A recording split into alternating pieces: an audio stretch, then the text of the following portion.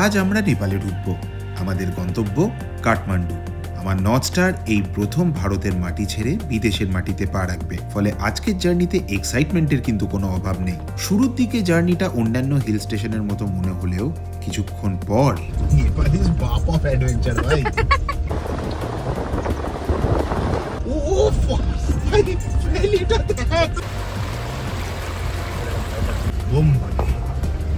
নদীর মধ্যে, ফলে আজকের জার্নিটা কিন্তু মোটেও সহজ নয়। চলুন দেখা হচ্ছে রাস্তায়।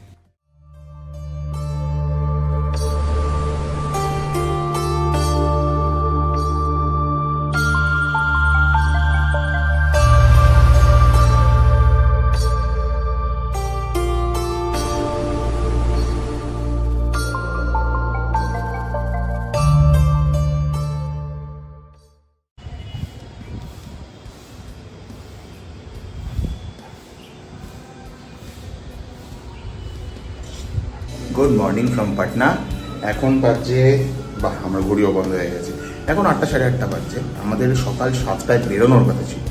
এদিকে আমি ঘুম থেকেই উঠলাম 8টার সময়। কালকে অ্যাকচুয়ালি এত টায়ার্ড ছিলাম, বাট এখন ওয়েল রেস্টেড, ঘুম হয়েছে ভালো।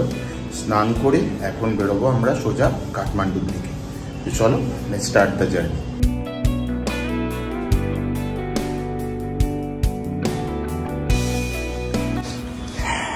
আমরা পুরো রেডি। 1 মিনিট ভাইয়া ভাইয়া ভাইয়া 1 মিনিট 1 মিনিট 1 মিনিট। আমরা পুরো গাড়ির মধ্যে মাল ভরে আমাদের আজকে জার্নি স্টার্ট করব।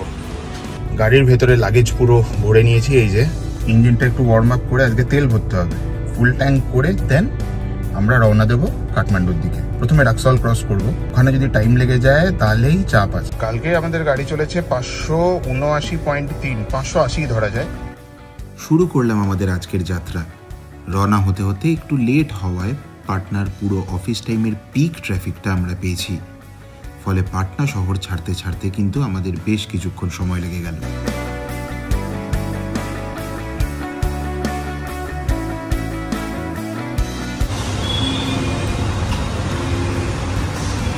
ফুল ট্যাঙ্ক করলাম, প্রায় 46 লিটার তেল ধরলো। এর আগের গাড়িটার ফাস্ট্যাগ নিয়ে বিন্দাস বেরিয়ে যাচ্ছিল, এইটা এখন সুন্দর এটার উপরে পড়ে গেছে, এখন না এগোতে পারছে না পেছোতে পারছে। এখন আমরা যে ব্রিজটায় উঠলাম এটার নাম মহাত্মা গান্ধী সেতু। ভারতের সবচেয়ে লম্বা এই স্টিলের ব্রিজের টোটাল লেন্থ 5.75 কিলোমিটার।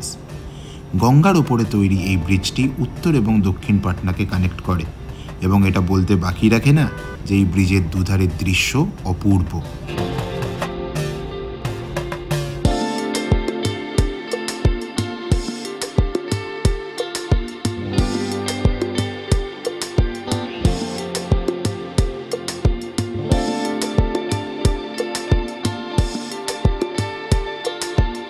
পেছনে একবার তাকা, আরে আয় না বাবা।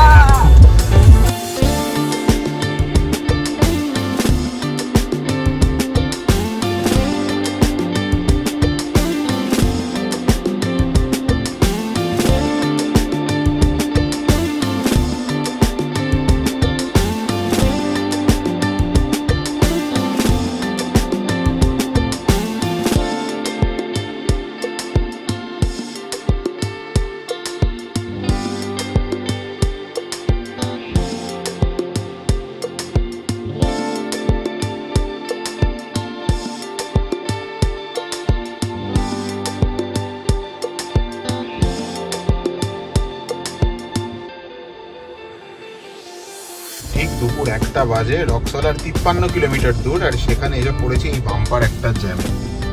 রাস্তায় কাজ চলছে, পাগলের মতো জ্যাম।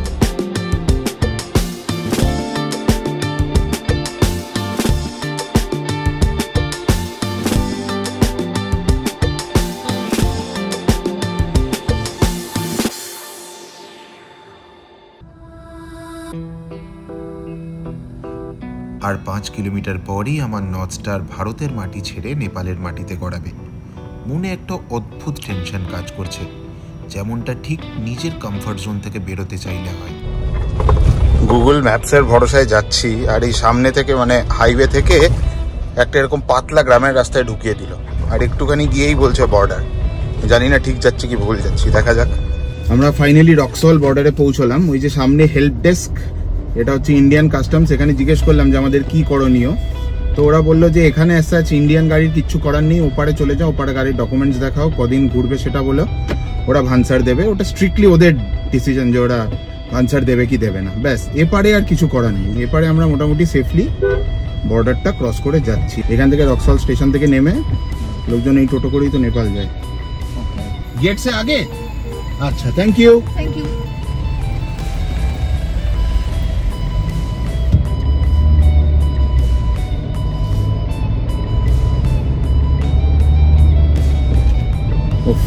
অফিশিয়ালি আমরা নেপালে। এই যে বাড়ির সামনে নেপাল কাস্টমস, এখানে ভান্সারটা কাটতে হবে।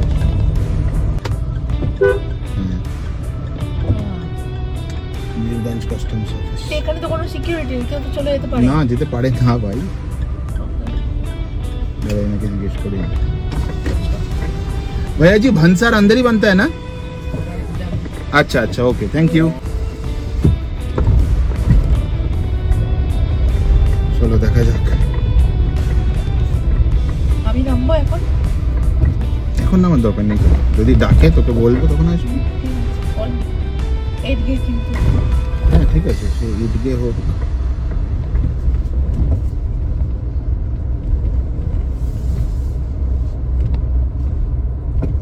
জিজ্ঞেস করে নাকি, জিজ্ঞেস কর।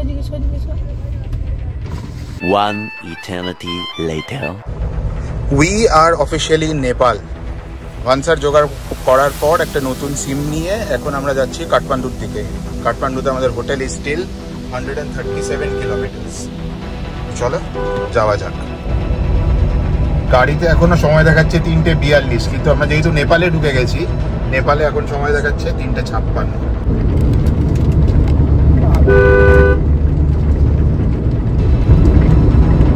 Welcome to Parsa National Park. পারসা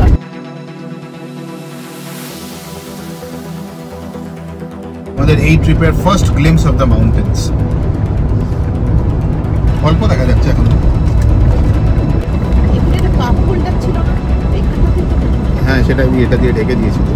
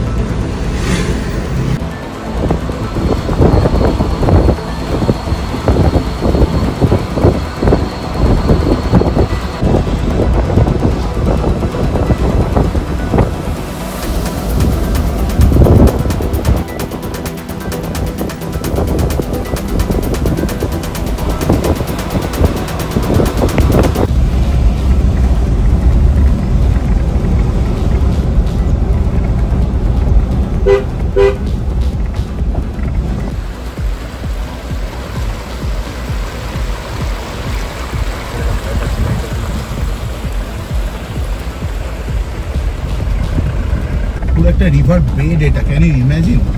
এটার উপর দিয়ে নদী যায়, সেটার উপর দিয়ে টেম্পোরারি রাস্তা করা।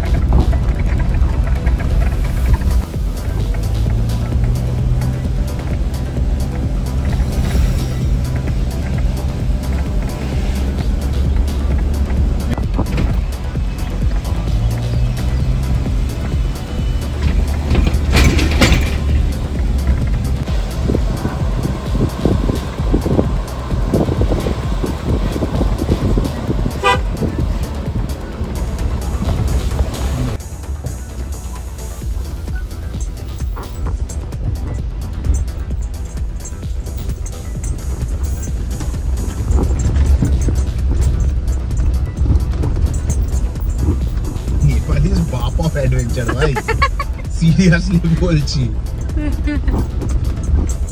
এই যে কাঠমান্ডুর একটা নদীর মধ্যে লেখা কাঠমান্ডু যাও।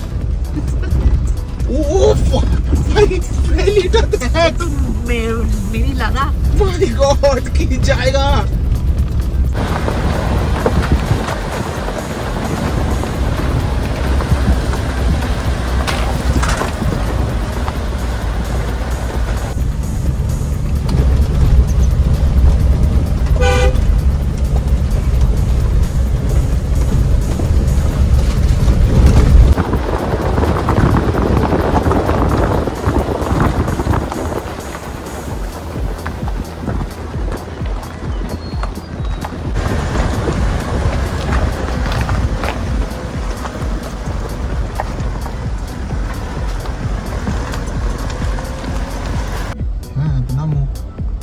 নেমে ঠেলে তুলতে হবে গাড়িটাকে। তো আমরা সাইড দিয়ে যেতে পারবো না? ও যদি সাইড দেয় তবেই না যেতে পারবো। বললাম না ওই রাস্তাটাতেই পড়বো জাস্ট।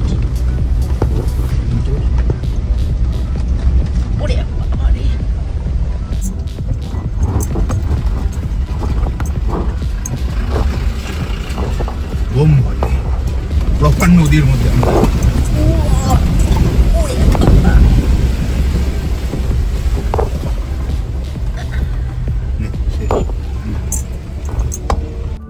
এক্সট্রিম অফরোডিং করে আমরা অবশেষে কাঠমান্ডু পৌঁছালাম সন্ধ্যাবেলায়।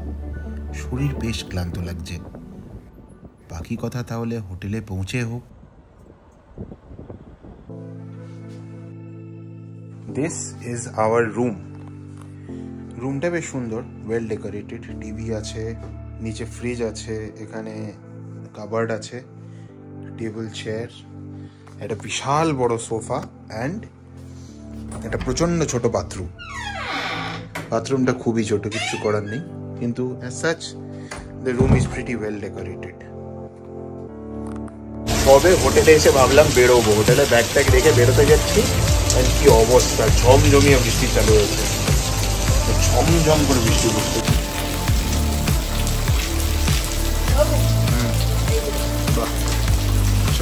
থ্যাংক ইউ বলেছিস। এই যে আমাদের কাঠমান্ডুর হোটেল, গ্র্যান্ড ইয়াক বুটিক হোটেল। ওই যে যে রুমটা আলো জ্বলছে, এই রুমটা, এইটাই আমাদের রুম। আর ওদিকে মেঘ ডাকছে। বাহ, এই জায়গাটা বেশ, গলিটা ভর্তি শুধু হোটেল আর রেস্টুরেন্ট।